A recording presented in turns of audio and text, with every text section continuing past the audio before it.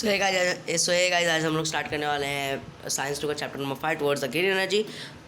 ठीक है, ये टॉपिक हम लोग स्टार्ट करते हैं फटाफट बिना टाइम पास किए, क्योंकि ज़्यादा टाइम रहता नहीं है। चलो आगे बढ़ते हैं फटाफट। और तो पहला टॉपिक हमारा क्या है, energy and use of energy. फिलहाल के लिए मैं आपको चैप्टर का थोड़ा सा बता देता हूँ, इंट्रोडक्शन दे देता हूँ कि इसमें हम पढ़ने क्या वाले। देखो 100 बात की एक बात क्या होती है, देखो मॉडर्न सिविलाइजेशन में ना आज तक जो प्राइमरी नीड है ना हमारा, फूड क्लोथ शेल्टर, यानी धोती कपड़ा मकान। सब लोग मानते हैं धोती कपड़ा मकान हमारे लिए सिर्फ बहुत ज़रूरी है, बाकी सब कुछ नहीं ज़रूरी, पर धोती कपड़ा मकान बहुत ज़रूरी है। पर हम ये भूल गए कि एनर्जी जो होता है ना, एनर्जी वो भी एक हमारा प्राइमरी नीड बन चुका है।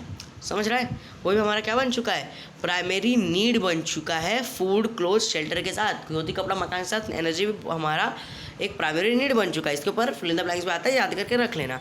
अब जो एनर्जी होता है वो एक फॉर्म तो उसकी होती नहीं है, उसके अलग अलग फॉर्म होते हैं। मैकेनिकल एनर्जी हो गया, केमिकल एनर्जी हो गया, साउंड एनर्जी हो गया, हीट एनर्जी हो गया, है ना। सो ऐसे बहुत सारे एनर्जी होते हैं। अब हमको ये भी पता है कि एनर्जी जो है ना अपना फॉर्म चेंज कर सकता है, जैसे कि, लेकिन वो चेंज करने के लिए ना कुछ डिवाइसेस चाहिए होते हैं। जैसे इलेक्ट्रिक मोटर जो होता है ना, वो इलेक्ट्रिकल एनर्जी को मैकेनिकल एनर्जी में कन्वर्ट कर देता है। और जो जनरेटर होता है ना, वो क्या करता है, मैकेनिकल एनर्जी को इलेक्ट्रिकल एनर्जी में कन्वर्ट करता है। इसका मतलब क्या है, मतलब एनर्जी एक फॉर्म से दूसरे फॉर्म में ट्रांसफॉर्म हो सकते हैं, है ना। और देखो ऐसा भी नहीं है, देखो एनर्जी के भी डिफरेंट सोर्सेज हैं, बराबर है ना। डिफरेंट सोर्सेज हैं, डिफरेंट फॉर्म्स हैं एनर्जी के।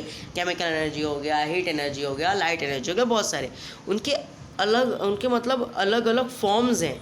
ठीक है, हमने पिछले स्टैंडर्ड में ना एक चैप्टर था वर्क एनर्जी, वो पढ़ा हुआ है ये सब। ठीक है, और हमने इसमें पढ़ा हुआ है कि उन एनर्जी के सोर्सेज कहाँ से आते हैं, मतलब वो एनर्जी बनते कहाँ से। तो यहाँ पे ना बेसिकली हम लोग जनरेशन ऑफ इलेक्ट्रिसिटी कहाँ से बनता है, देखो कुछ इलेक्ट्रिकल पावर प्लांट के बारे में इस चैप्टर में हम लोग पढ़ने वाले हैं। तो उसके और ये भी पढ़ने वाले हैं कि वो इलेक्ट्रिकल पावर प्लांट के ऊपर कौन से साइंटिफिक प्रिंसिपल्स यूज़ होते हैं, और उनके एडवांटेज एंड डिसएडवांटेजेस हम इस चैप्टर में पढ़ने वाले हैं। ये तो हो गया इस चैप्टर का इंट्रोडक्शन। अब चलो चलते हैं, पहला टॉपिक है जो हमारा इस चैप्टर का, generation of electrical energy. Generation of most, देखो पहला टॉपिक हमारा है जनरेशन ऑफ इलेक्ट्रिकल एनर्जी। देखो अब हम इलेक्ट्रिकल पावर प्लांट पढ़ने वाले, पर उससे पहले हमको ये पढ़ना ज़रूरी है ना कि इलेक्ट्रिकल एनर्जी बनता कैसे, जनरेशन कैसे होती है, उसका जनरेटर से होता है। देखो हम लोग कैसे पढ़ते हैं, देखो आ जाओ। देखो most of electric power plant are based on the principle of electromagnetic induction. Electromagnetic induction के ऊपर देखो मोस्ट ऑफ ना जो पावर प्लांट्स होते हैं वो इलेक्ट्रिक मैग्नेटिक इंडक्शन के ऊपर बेस्ड होते हैं। अब इलेक्ट्रोमैग्नेटिक इंडक्शन को बनाया किसने था, इलेक्ट्रोमैग्नेटिक इंडक्शन को बनाया था माइकल फैराडे ने। समझा, माइकल फैराडे ने इलेक्ट्रोमैग्नेटिक इंडक्शन को बनाया था। ये इस थ्योरी को इन्वेंट किया था, इस प्रिंसिपल को इन्वेंट किया था। अब इस प्रिंसिपल के अकॉर्डिंग ना जब भी मैग्नेटिक फील्ड जो होता है ना कंडक्टर के अराउंड, वो चेंज होता रहता है ना, हमेशा चेंज होता रहता है, हमेशा चेंज होते रहता है। तो एक पोटेंशियल डिफरेंस जनरेट होता है पूरे कंडक्टर के उधर।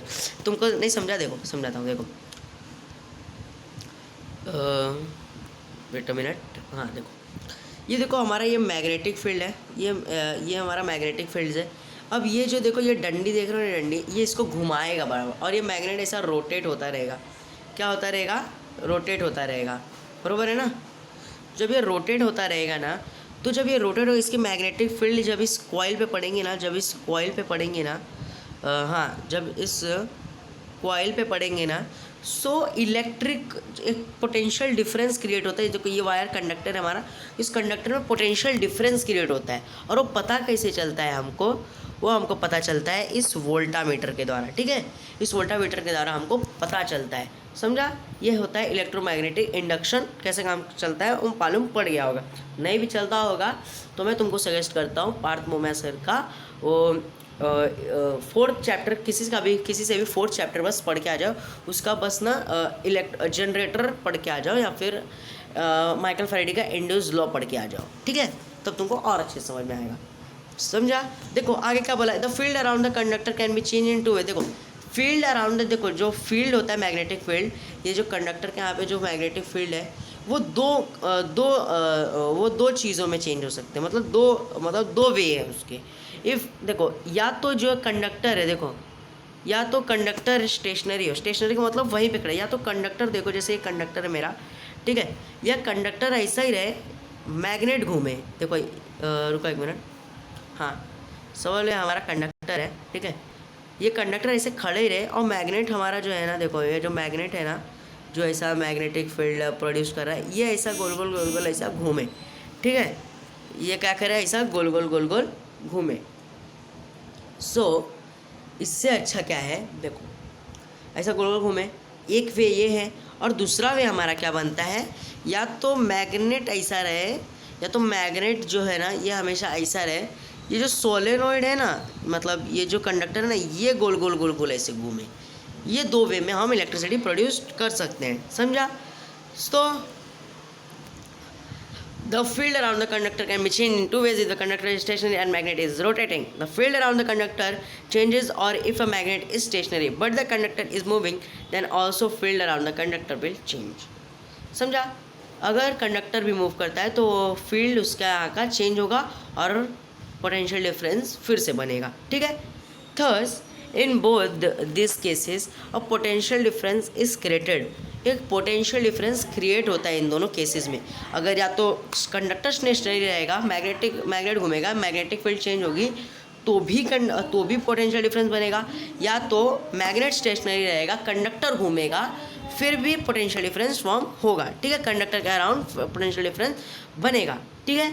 The electrical power generating machine based on the principle is called electrical energy, और इसको हम लोग क्या बोलते हैं, इलेक्ट्रिकल एनर्जी। अब देखो ना, इसमें the electrical power generating machine, देखो इसमें क्या बोला, the electrical power generating machine based on the principle is called electric energy. इसमें क्या बोला, इलेक्ट्रिकल एनर्जी किसको बोलते हैं, जो इलेक्ट्रिकल पावर जनरेटिंग मशीन होता है, जो एनर्जी बनाता है, उसको इलेक्ट्रिकल एनर्जी बोलते हैं। मतलब सिंपल सा भाषा में बोलूँ, ये उन लोगों ने डेफिनेशन दिया हुआ है, ठीक है, छोटा सा है। तुम एक और डेफिनेशन यूज़ कर सकते हो जो होगा, मतलब a device that change electrical energy in a device that change mechanical energy into electrical energy is called electrical generator, okay, ऐसा भी हम लोग बोल सकते हैं।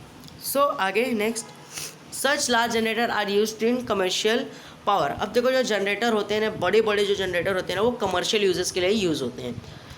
फॉर एग्जाम्पल, अब बात आता है जनरेटर को ऐसा मतलब घुमाते कैसे, देखो अब जनरेटर को चलाने के लिए, इलेक्ट्रिसिटी प्रोड्यूस करने के लिए कंडक्टर या फिर मैग्नेट का घूमना ज़रूरी है। तो अगर मतलब मैग्नेट हम घुमाएंगे, पर मैग्नेट को घुमाने के लिए कोई तो चाहिए ना, उसको मैग्नेट को घुमाने के लिए कोई तो चाहिए, तो टरबाइन यूज़ होता है मैग्नेट को घुमाने के लिए। कैसे, देखो ये जो टरबाइन होता है ना, उसके ब्लेड्स यहाँ पे लगे होते हैं, टरबाइन लगे होते हैं। अब देखो वो टरबाइन को घुमाया जाता है किससे, पता है, वो जो किसी भी चीज़ का फ्लो, या तो वो लिक्विड का फ्लो या तो गैस का फ्लो, वो जो देखो ये जो टरबाइन के ये देखो इस तरीके से टरबाइन के ब्लेड पे पड़ते हैं ना, टरबाइन ऐसा गोल गोल ऐसा घूमने चालू हो जाता है। और फिर जब टरबाइन गोल गोल घूमना चालू होता है ना, देखो ये जो समझ लो हमारा टरबाइन है, ठीक है, ये टरबाइन ना एक स्टैट से कनेक्टेड होता है, और ये टरबाइन ना जनरेटर से कनेक्टेड होता है, और इसके अंदर हमारा मैग्नेट है, ठीक है, और ये हमारा सोलेनॉइड मतलब कंडक्टर है। फिर ये जब टरबाइन घूमता है तो ये मैग्नेट भी घूमता है, जब मैग्नेट घूमता है मैग्नेटिक फील्ड चेंज होती है और कंडक्टर में पोटेंशियल डिफरेंस क्रिएट होता है, और जब ऐसा होता है तो इलेक्ट्रिकल एनर्जी प्रोड्यूस होती है, समझा। सो फ्लो किसी भी चीज़ का हो, चाहे वो लिक्विड का फ्लो है, चाहे वो गैसेस का फ्लो हो, चाहे वो किसी का भी फ्लो हो, समझा। सॉलिड का फ्लो कभी नहीं होता, भूल के लिखना मत। तो काइनेटिक एनर्जी का फ्लो हुआ, काइनेटिक एनर्जी के फ्लो की वजह से वो टरबाइन जब घूमता है तो उसकी वजह से इलेक्ट्रिकल एनर्जी प्रोड्यूस्ड होता है। नेक्स्ट आगे बढ़ते हैं हम। This method of electrical energy generation can be represented as below. देखो ये जो मेथड होता है ना इलेक्ट्रिकल एनर्जी जनरेशन का, ये कैसे रिप्रेजेंट होता है, देखो हाँ, thus to generate electricity based on the principle of electromagnetic energy. देखो इलेक्ट्रिसिटी जनरेट करने के लिए हमको एक प्रिंसिपल यूज़ करना पड़ता है जिसका नाम होता है इलेक्ट्रोमैग्नेटिक इंडक्शन क्या होता है, electromagnetic induction. We need a generator to rotate the generator, हमको एक जनरेटर चाहिए जो हमको एक मतलब टरबाइन चाहिए जो जनरेटर को रोटेट करे। और हमने अभी देखा है कि टरबाइन को कौन ड्राइव कर, टरबाइन को या तो स्टीम ड्राइव मतलब गैस का फ्लो ड्राइव करता है या तो लिक्विड का फ्लो ड्राइव करता है। सो मतलब उसको घुमाना, ठीक है, drive the turbine. We need an energy source based on which the type energy source is use to rotate the turbine.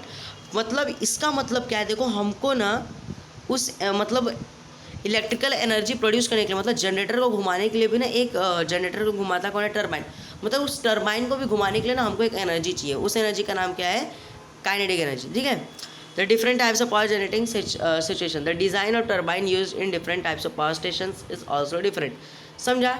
देखो अब ना एग्ज़ाम में कुछ इतना बड़ा, देखो इतना बड़ा ऐसा सब डायग्राम आने वाला नहीं है, समझे। एग्जाम में ऐसा डायग्राम कुछ नहीं आएगा, आएगा भी तो लेबलिंग करने के लिए आएगा, तो लेबलिंग याद रख लेना। वो भी कुछ मैं बता रहा हूँ वो याद करोगे तो ये भी आ जाएगा, समझा। तुमको याद क्या करना है, फ्लो चार्ट, ये जो फ्लो चार्ट दिख रहा है ना, ये याद करना है। कैसे, देखो proper energy source to run turbine, turbine generator electrical energy, easy, समझा। यही करना है हमको, ये हमारा कंस्ट्रक्शन, ठीक है, यही याद रखना है हमको। आगे चलते हैं नेक्स्ट। अब हमारा देखो पहला पावर प्लांट आ गया है जिसका नाम है थर्मल पावर प्लांट, बरोबर है, थर्मल पावर प्लांट। अब इस पावर प्लांट में बेसिकली होता क्या है ना, देखो इस पावर प्लांट में बेसिकली जानते हैं होता क्या है, इस पावर प्लांट में बेसिकली होता क्या है, देखो यहाँ पे तुमको डायग्राम दिखा रहा हूँ, देखो, हाँ देखो ये जो फ्यूल, देखो एक कोल होता है, कोल पता है ना, कार्बन रहता है, आई मीन उसके अंदर कोल मतलब कोयला, वो इसके अंदर ऐसा रखा रहता है, देखो जो डॉट है, देखो इसके अंदर ऐसा कार्बन रखा रहता है, ठीक है।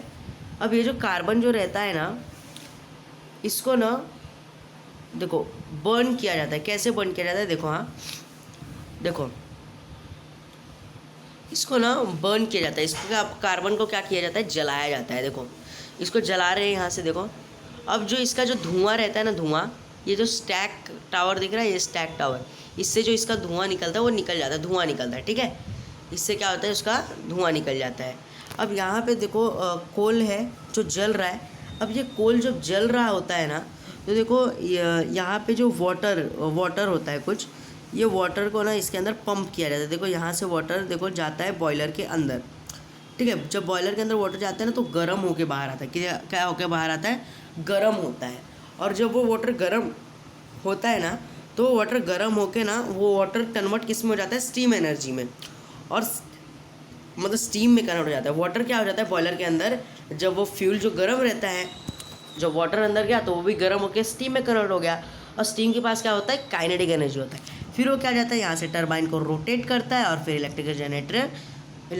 इलेक्ट्रिसिटी जनरेट होता है। बट हम जो देख रहे हैं ये कूलिंग टावर क्या है, देखो, हाँ व्हाट इज़ कूलिंग टावर। देखो ये जो कूलिंग टावर का काम जानते हो क्या है, यहाँ से ये जो पानी गर्म होता है ना, स्टीम होता है, यहाँ पे एक कंडेंसर लगा रहता है। ये जो कूलिंग पानी रहता है ना, ये कूल जो पानी रहता है ना, ये पानी यहाँ से सब पास होता है, कूलिंग।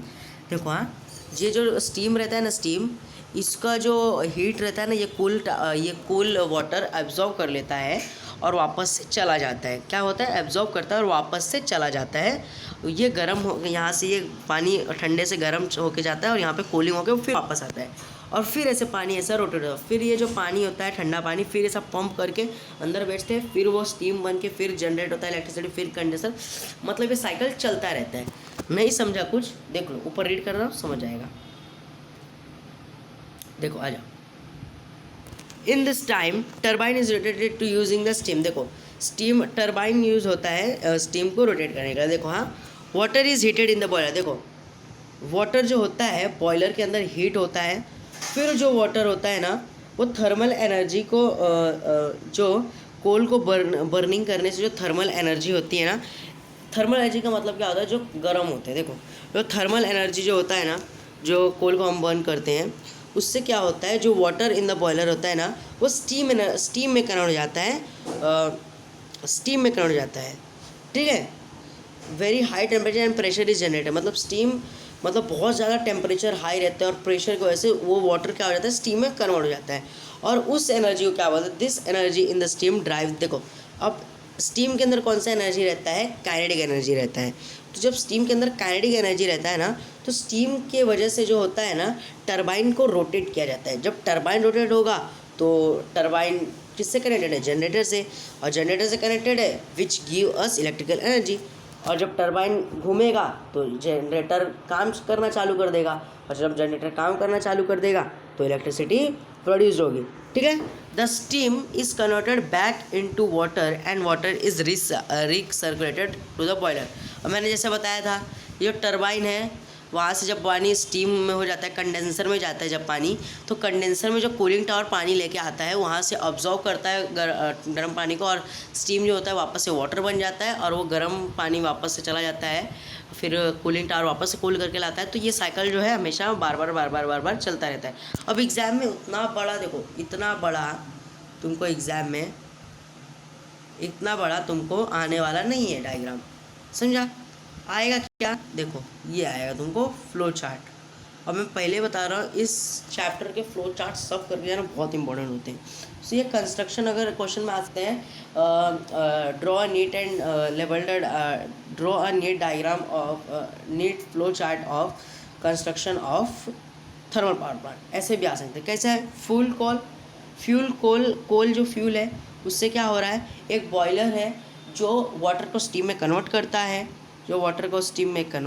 है, फिर स्टीम टरबाइन में जाता है, स्टीम टरबाइन में घुमाता है, फिर जनरेटर घूमता है, जनरेटर एनर्जी प्रोड्यूस होता है, और ये system converting back into water है, ये जो कूलिंग वाटर होता है, समझा? अब इसमें ना कुछ एनर्जी भी ना, तुम देखोगे ना, कुछ एनर्जी भी चेंजेस होते। देखो जो केमिकल एनर्जी था, देखो कोल के अंदर जो केमिकल एनर्जी था ना, उसको जब हमने गर्म किया ना थर्मल पावर प्लांट में, तो वो थर्मल एनर्जी में कन्वर्ट हो गया, समझा? वो किस में कन्वर्ट हो गया, थर्मल एनर्जी में। और वो जो थर्मल एनर्जी था ना, क्या हुआ बाद में, देखो वो जो थर्मल एनर्जी यानी गर्म हो गया वो, फिर वाटर जो था, वाटर उससे पास हुआ, फिर वो स्टीम में बन गया, फिर स्टीम के अंदर क्या आया, काइनेटिक एनर्जी आया। क्या आया, काइनेटिक एनर्जी आया। फिर वो जो काइनेटिक एनर्जी था उसकी वजह से स्टीम को टरबाइन को घुमाया गया, फिर जब टरबाइन घूमा तो वो जो टरबाइन काइनेटिक एनर्जी से घूमा, फिर इलेक्ट्रिक एनर्जी प्रोड्यूस हो गया। ये भी बहुत इंपॉर्टेंट है, याद कर लेना, एग्जाम में आते हैं। सो गाइस आज के लिए बस थर्मल पावर प्लांट तक मैंने बोला था कराऊंगा, आज थर्मल पावर प्लांट तक कंप्लीट हो गया है। सो नेक्स्ट लेक्चर में मिलते हैं, तब तक के लिए बाय। और नोट्स देखो, मैंने ऊपर बात की थी, हाँ ये सब जो क्वेश्चंस हैं ना, इंटेक्स्ट क्वेश्चन, इनके मैं आंसर्स आपको नोट्स में नीचे डिस्क्रिप्शन में दे दूँगा। Okay, so guys bye.